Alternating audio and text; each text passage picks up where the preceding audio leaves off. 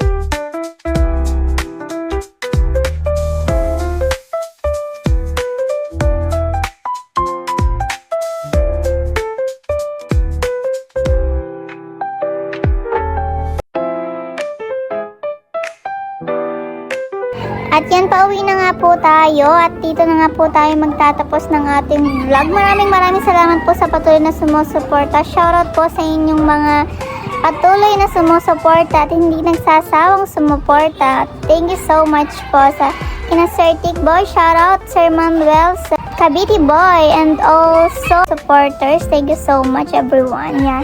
At patuloy na nga tayo dito sa pagbabiyahe. Malapit-lapit na tayo. At thank you so much. Yun na mo mag-aya ng ating vlog. Thank you. Bye-bye.